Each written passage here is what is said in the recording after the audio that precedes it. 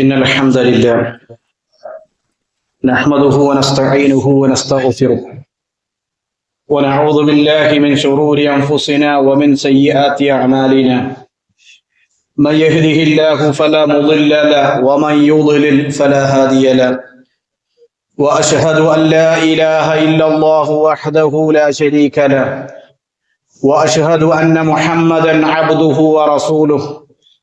يا أيها الذين آمنوا اتقوا الله حق تقاته ولا تموتن إلا وأنتم مسلمون. يا أيها الناس اتقوا ربكم الذي خلقكم من نفس واحدة وخلق منها زوجها وبث منهما رجالا كثيرا ونساء. واتقوا الله الذي تساءلون به والأرحام إن الله كان عليكم رقيبا. يا أيها الذين آمنوا اتقوا الله وقولوا قولا سديدا يصلح لكم أعمالكم ويغفر لكم ذنوبكم. ومن يطع الله ورسوله فقد فاز فوزا عظيما.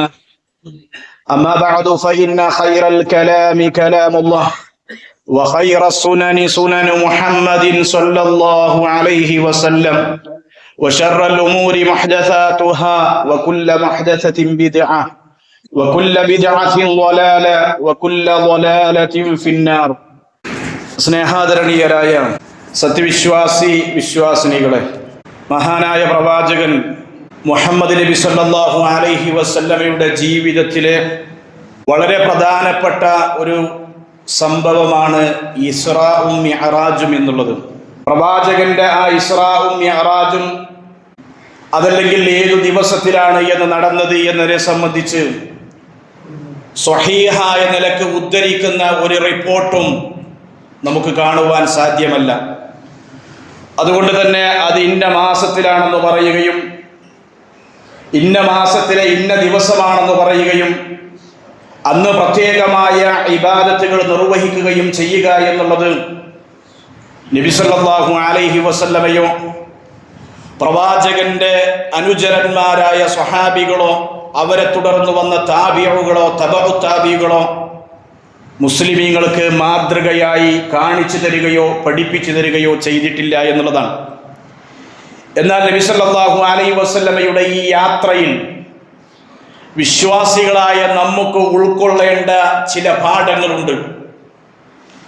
ആ പാഠങ്ങൾ എന്തൊക്കെയെന്ന് നമ്മൾ അറിയുകയും മനസ്സിലാക്കുകയും ചെയ്യുക എന്നുള്ളതാണ് നമ്മുടെ ബാധ്യത. എന്താണ് ഇസ്റാ മിഅ്റാജ് എന്ന് പറഞ്ഞാൽ? നബി സല്ലല്ലാഹു അലൈഹി വസല്ലമ ഹിജ്റ പോകുന്നതിന് മുമ്പ് അഥവാ പ്രവാചകന്റെ 51ാമത്തെ വയസ്സിൽ നബി സല്ലല്ലാഹു അലൈഹി വസല്ലമയുടെ ആദ്യ പത്നിയായ ഖദീജ റളിയല്ലാഹു അൻഹയും പ്രവാചകൻ സല്ലല്ലാഹു അലൈഹി വസല്ലമക്ക് മക്കയിൽ പ്രവാചകന് എല്ലാവിധ സംരക്ഷണവും നൽകിയിരുന്ന പ്രവാചകന്റെ പിതൃവ്യനായ അബൂ ത്വാലിബുൻ മരണപ്പെടുകയുണ്ടായി. ആ മരണപ്പെട്ട വർഷത്തിന് ചരിത്രത്തിൽ ആമുൽ ഹുസ്ൻ, ദുഃഖവർഷം എന്നാണ് അറിയപ്പെടുക. അങ്ങനെ പ്രവാചകൻ സല്ലല്ലാഹു അലൈഹി വസല്ലമ ഇവർ രണ്ടുപേരുടെയും മരണത്തിൽ ദുഃഖിതനായി അതുപോലെ തന്നെ വ്യസനത്തിൽ ഇരിക്കുമ്പോൾ നബി സല്ലല്ലാഹു അലൈഹി വസല്ലമയെ ഒന്ന് ക്ഷമാശ്വസിപ്പിക്കുന്നതിന് വേണ്ടി, പ്രവാചകനെ ഒന്ന് സമാധാനിപ്പിക്കാനായി അല്ലാഹു സുബ്ഹാനഹു വ തആല ഒരു രാത്രിയിൽ ജിബ്രീൽ അലൈഹി സ്വലാത്തു വസ്സലാം മുഖേന ബുറാഖ് എന്ന വാഹനത്തിൽ നിന്ന് മക്കയിൽ നിന്ന് ഫലസ്തീനിലുള്ള മസ്ജിദുൽ അഖ്സയിലേക്കും അവിടെ നിന്ന് വാഹനമില്ലാതെ ഏഴാൻ ആകാശത്തേക്കുമുള്ള പ്രവാചകന്റെ യാത്രക്കാണ് ഇസ്റാഉം മിഅ്റാജും എന്ന് പറയുന്നത്. വളരെ ലളിതമായി പറഞ്ഞാൽ ഇസ്രാ എന്ന് പറഞ്ഞാൽ രാത്രിയിൽ മക്കയിൽ നിന്ന് ബുറാഖ് എന്ന വാഹനത്തിൽ മസ്ജിദുൽ അഖ്സയിലേക്ക് പോയതിനാണ് ഇസ്രാ, രാപ്രയാണം എന്ന് പറയുക. അതുപോലെ തന്നെ റസൂലുള്ളാഹി മസ്ജിദുൽ അഖ്സയിൽ എത്തിയ ശേഷം ബുറാഖിനെ അവിടെ കെട്ടിയിട്ട ശേഷം വാഹനമില്ലാതെ അവിടെ നിന്ന് ജിബ്രീൽ അലൈഹി സ്വലാത്തു വസ്സലാമയുടെ കൂടെ 7 ആകാശത്തേക്ക് പോയതിനെ മിഅ്റാജ് അഥവാ ആകാശാരോഹണമെന്നും പറയും. ഇതാണ് ഇസ്റാഉം മിഅ്റാജും എന്നുള്ളത്.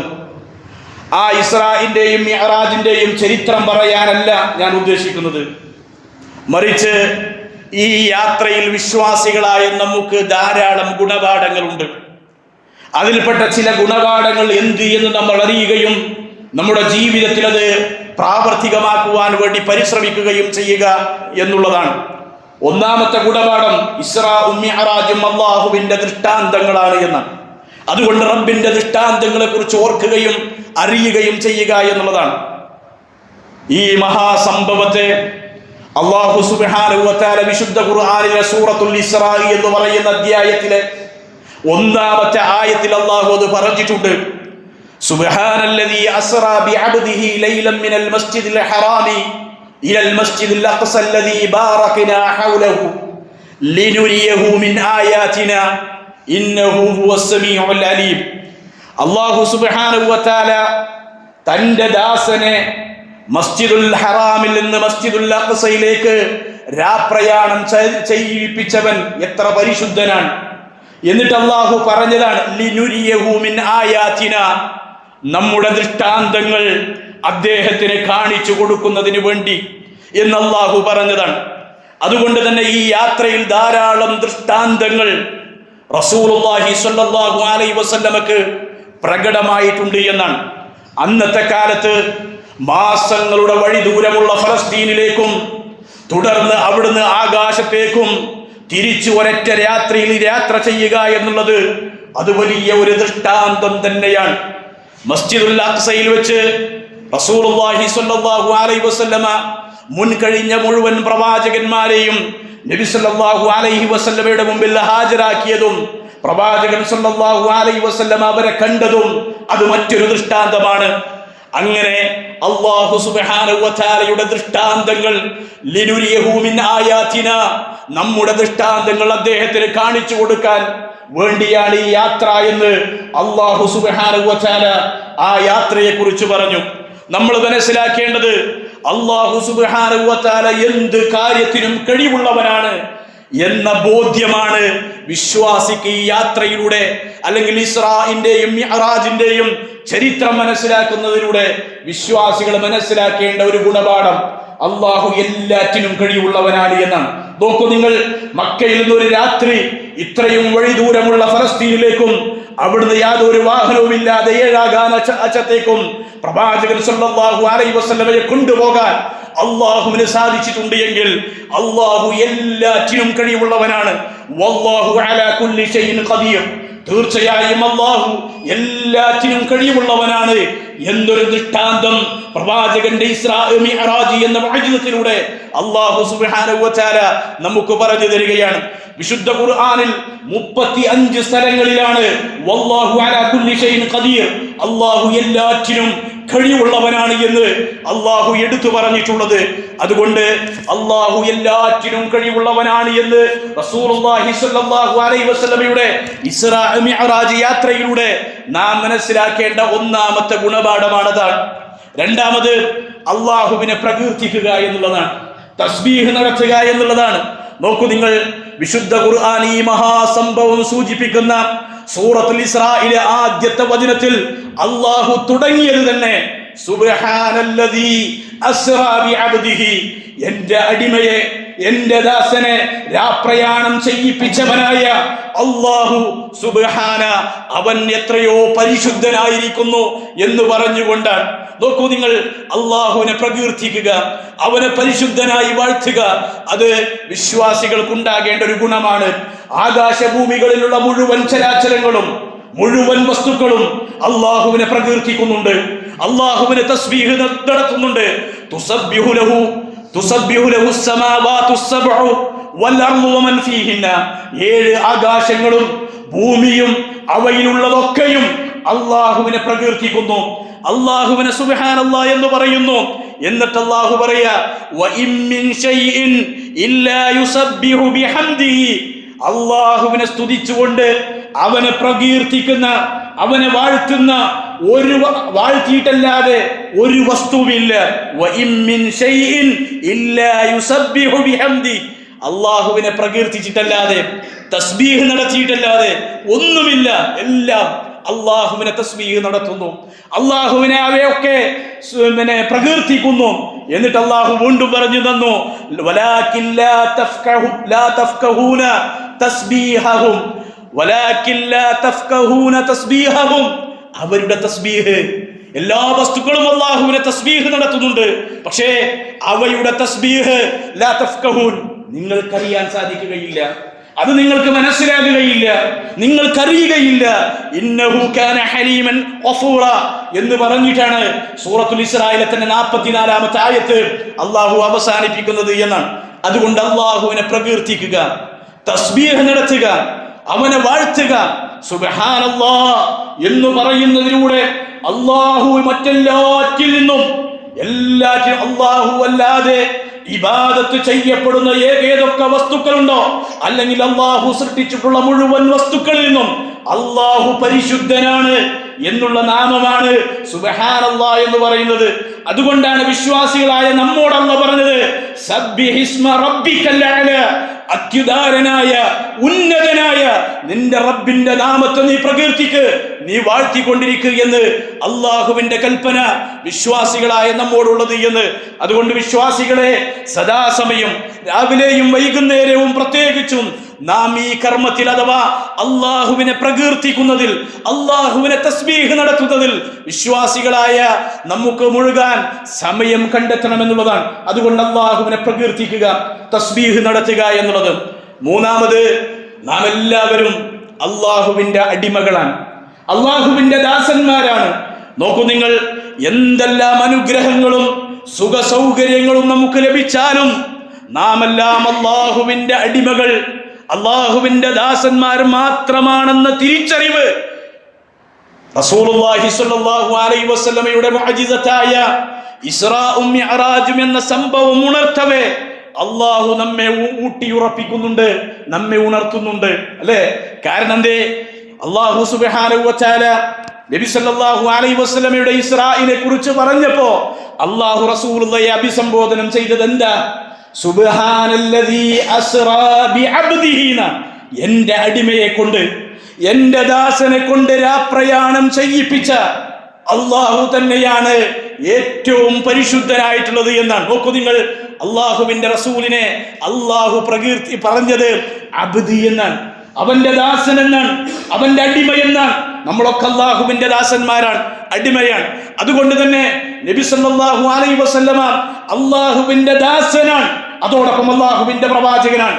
പ്രവാചകൻ സല്ലല്ലാഹു അലൈഹി വസല്ലമക്ക് ഇല്ലാത്ത സിഫത്തുകൾ, വിശേഷണങ്ങൾ അള്ളാഹുവിനെ പോലെ പ്രവാചകനെ സമന്മാരാക്കുന്ന രൂപത്തിൽ പ്രവാചകനെ പോലും വാഴ്ത്തി പറയുന്ന, അല്ലെങ്കിൽ പ്രവാചകനെ വാഴ്ത്തി പാടുന്ന ആളുകളെ നമുക്ക് സമൂഹത്തിൽ കാണാൻ സാധിക്കും.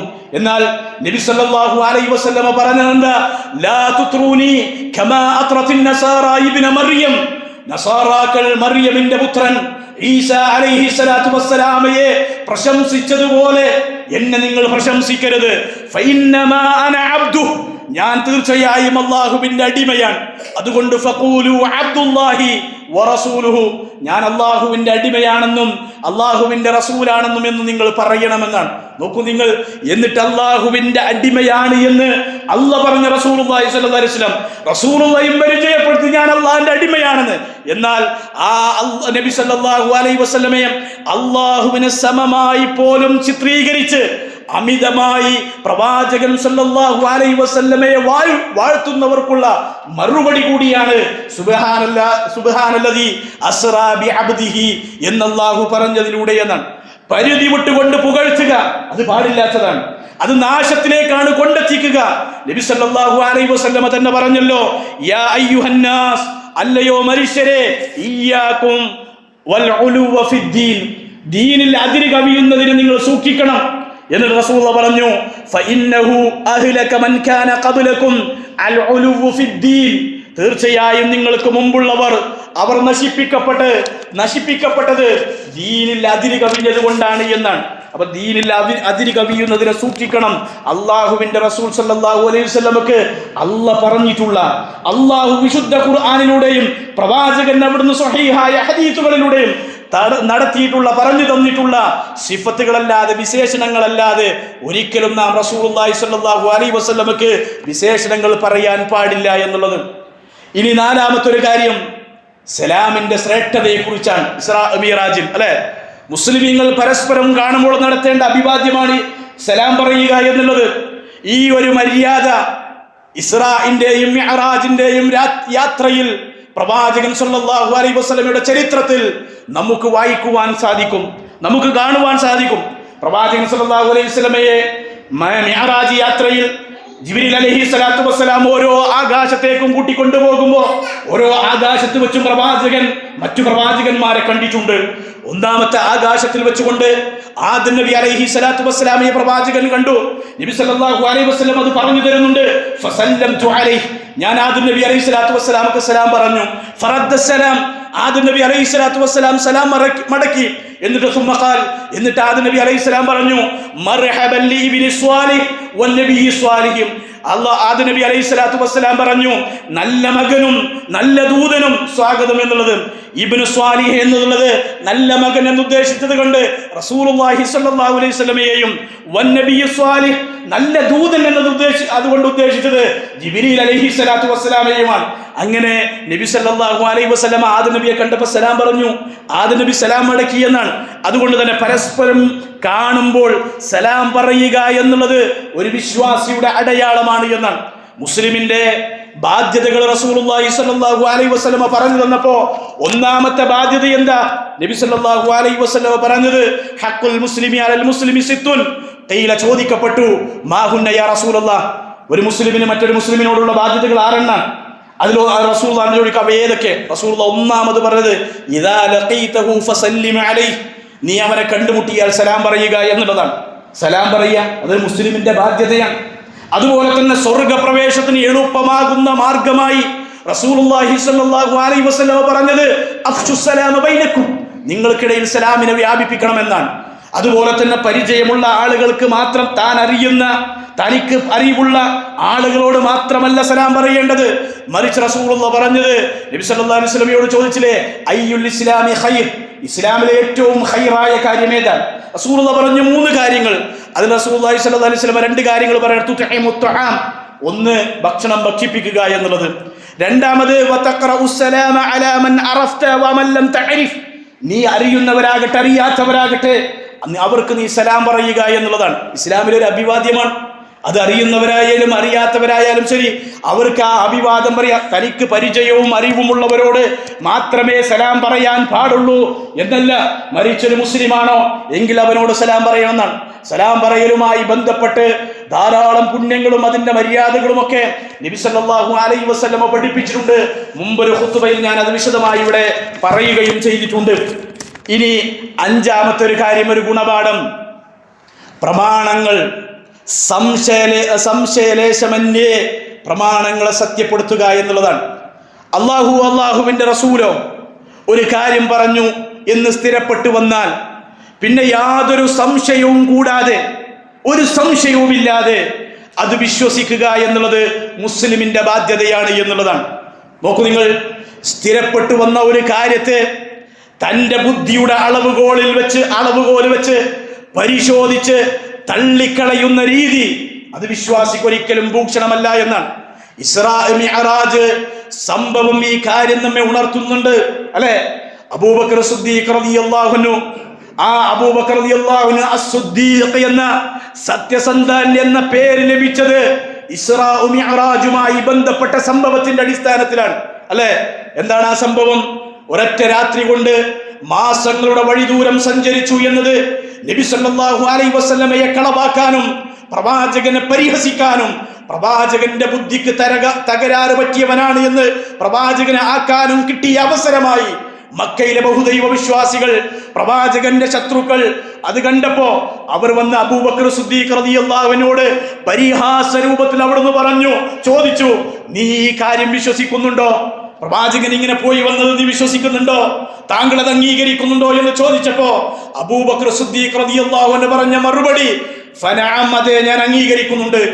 ഇന്നി ലഉസദ്ദിഖുഹു ഫീമാ ഹുവ അബ്അദു മിൻ ദാലിക ഉസദ്ദിഖുഹു ഫീ ഖബരി സമാഇ ഫീ ഉദ്വത്തിൻ ഔ റൗഹത്തിൻ, അതെ, ഞാനത് വിശ്വസിക്കുന്നു. രാവിലെയും വൈകുന്നേരവും അവിടുത്തേക്ക് അഥവാ പ്രവാചകൻ സല്ലല്ലാഹു അലൈഹി വസല്ലമക്ക് ആകാശത്തിന്റെ വാർത്തകൾ ലഭിക്കുന്നു എന്ന ഇതിനേക്കാൾ വിദൂരമായ കാര്യം സത്യപ്പെടുത്തുന്നവനാണ് ഞാൻ എന്നാണ്. ഈ വിഷയവുമായി ബന്ധപ്പെട്ടാണ് പണ്ഡിതന്മാർ അവിടുന്ന് പറഞ്ഞത് ഫദാലിക സുമ്മിയ അബൂബക്കർ അസ്സുദ്ദീഖ്, അബൂബക്കർ സിദ്ദീഖ് റളിയല്ലാഹു അൻഹു അസ്സുദ്ദീഖ് എന്ന പേര് വരുന്നത് ഈ സംഭവം കാരണത്താലാണ് എന്നാണ്. എന്നാൽ പലപ്പോഴും റസൂലുള്ളാഹി സ്വല്ലല്ലാഹു അലൈഹി വസല്ലമയുടെ ഇസ്റാഉം മിഅ്റാജും അത് കേവലം ഒരു സ്വപ്നം മാത്രമാണ് എന്ന് പറയുന്ന, എന്ന് ജൽപ്പിക്കുന്ന ആളുകൾ ഇന്നും നമ്മുടെ നാടുകളിലുണ്ട്. അങ്ങനെ പറയുന്ന റസൂൽ ഒരു സ്വപ്നം കണ്ടതാണ്. ഇതൊരു സ്വപ്നമായിരുന്നുവെങ്കിൽ, അള്ളാഹുവിന്റെ റസൂലിന്റെ ഇസ്റാഉം മിഅ്റാജും ഒരു സ്വപ്നമായിരുന്നുവെങ്കിൽ അബൂബക്കർ റളിയല്ലാഹു അൻഹുവിന് ഇങ്ങനെ പറയേണ്ടി വരുമായിരുന്നോ? അതല്ല, അല്ലാഹു ഇതിനലിയുരിയഹു മിൻ ആയാതിന, ഇത് നമ്മുടെ ദൃഷ്ടാന്തങ്ങളിൽപ്പെട്ട ഒരു ദൃഷ്ടാന്തമാണ് എന്ന് അള്ളാഹു പറയേണ്ടി വരുമോ? അതുകൊണ്ട് ഇത് ഒരു സ്വപ്നമല്ല, മറിച്ച് അള്ളാഹുവിന്റെ റസൂലിന്റെ ശരീരവും ആത്മാവും ബന്ധപ്പെട്ട ഒരു യാത്ര തന്നെയായിരുന്നു എന്നാണ് ഇസ്ലാം പഠിപ്പിക്കുന്നത് എന്നാണ്. അവസാനത്തെ ഒരു കാര്യം, അതിനുള്ള ഗുണപാഠം, നമ്മൾ നമസ്കാരം നിലനിർത്തുന്ന ആളുകളായി മാറണം എന്നുള്ളതാണ്. അല്ലെ, ഇസ്രാ മിഅ്റാജിന്റെ യാത്രയിലാണ് നബി സല്ലല്ലാഹു അലൈഹി വസല്ലമക്ക് 5 നേരത്തെ നമസ്കാരം നിർബന്ധമാക്കിയത്. ആദ്യം നബി സല്ലല്ലാഹു അലൈഹി വസല്ലമക്ക് 50 നേരത്തെ നമസ്കാരമാണ് നിർബന്ധമാക്കിയത്. പിന്നെ മൂസാ നബി അലൈഹി സ്വലാത്തു വസ്സലാമിന്റെ ആവർത്തിച്ചിട്ടുള്ള ആവശ്യപ്പെടൽ അനുസരിച്ചുകൊണ്ട്, അള്ളാഹുവിനോട് ആവശ്യപ്പെട്ടതനുസരിച്ചുകൊണ്ട് 50 വക്തിനെ 5 വക്താക്കി ചുരുക്കി തന്നു. അല്ലെ, 5 വക്ത് നമസ്കാരമാക്കി ചുരുക്കി തന്നു. എന്നാൽ ആ 50 വക്തിന്റെ പ്രതിഫലം ആ 5 വക്തിനുണ്ട് എന്നും നബി സല്ലല്ലാഹു അലൈഹി വസല്ലമ പറഞ്ഞു. നബി സല്ലല്ലാഹു അലൈഹി വസല്ലമയോട് അല്ലാഹു പറഞ്ഞത്, റസൂലുള്ളാഹി സ്വല്ലല്ലാഹു അലൈഹി വസല്ലം പറയും, യാ മുഹമ്മദ് ഇന്നഹുന്ന ഖംസു സ്വലവാതിൻ കുല്ല യൗമിൻ വലൈല, മുഹമ്മദേ, എല്ലാ ദിവസവും രാവിലെയും വൈകുന്നേരവുമായി പകലും രാത്രിയുമായി 5 നേരങ്ങളിലെ നമസ്കാരം നിനക്ക് നിർബന്ധമാക്കപ്പെട്ടു. ലികുല്ലി സ്വലാത്തിൻ അശ്റുൻ, ഓരോ നമസ്കാരത്തിനും അതിന് 10 ഇരട്ടി പ്രതിഫലമുണ്ട്. ഓരോ വക്തിനും 10 ഇരട്ടി. ഫദാലിക 50 സ്വലാത്ത, അപ്പോൾ അതെന്തായി മാറും? 50 വക്ത് അഥവാ 50 നമസ്കാരമായി അത് മാറുന്ന. അപ്പോ 5 നേരങ്ങളിലെ നമസ്കാരം നമ്മൾ നിർവഹിക്കുന്നുള്ളൂ. പക്ഷേ ആ നമസ്കാരം ഇസ്രാ മിഅ്റാജിലാണ് അള്ളാഹുവിന്റെ റസൂലിന് അള്ളാഹു നിർബന്ധമാക്കിയത്. അതില് 50 വക്തിന്റെ പ്രതിഫലം ആ 5 നേരത്തെ നമസ്കാരങ്ങളിലൂടെ നമുക്ക് ലഭിക്കുന്നു എന്നുള്ളതാണ്. അതുകൊണ്ട് തന്നെ ആ 50ന്റെ പ്രതിഫലം ലഭിക്കുന്ന കേവലം 5 നേരങ്ങളിലെ നമസ്കാരത്തിന്റെ വിഷയത്തിൽ പോലും വിശ്വാസികളായ നമ്മൾ ഒരിക്കലും മടിയന്മാരും അലസന്മാരുമായി മാറരുത് എന്നാണ്. മറിച്ച് അത് തങ്ങളുടെ ജീവിതത്തോട് ചേർത്ത് വെച്ച് കണിശമായും കർശനമായും 5 വക്തുകളിലുള്ള നമസ്കാരങ്ങൾ അത് ആ സമയങ്ങളിൽ തന്നെ കൃത്യതയോടുകൂടി നിർവഹിക്കാൻ വിശ്വാസികളായ നമുക്ക് സാധിക്കണം എന്നാണ് അള്ളാഹു അവിടുന്ന് പറഞ്ഞതെന്ന്. ഇങ്ങനെ നബി സല്ലല്ലാഹു അലൈഹി വസല്ലമയുടെ മുഅ്ജിസത്തായ ഇസ്റാഉം മിഅ്റാജും അതിലൂടെ നമുക്കുള്ള ഏതാനും ചില ഗുണപാഠങ്ങൾ, ആ ഗുണപാഠങ്ങൾ അറിയുകയും പഠിക്കുകയും മനസ്സിലാക്കുകയും എന്നിട്ട് അത് നമ്മുടെ ജീവിതത്തിലേക്ക് കൊണ്ടുവരുവാൻ വിശ്വാസികളായ നമ്മൾ ശ്രമിക്കുകയും ചെയ്യുക. അള്ളാഹു അതിന് നമുക്ക് തൗഫീക്ക് നൽകി അനുഗ്രഹിക്കും.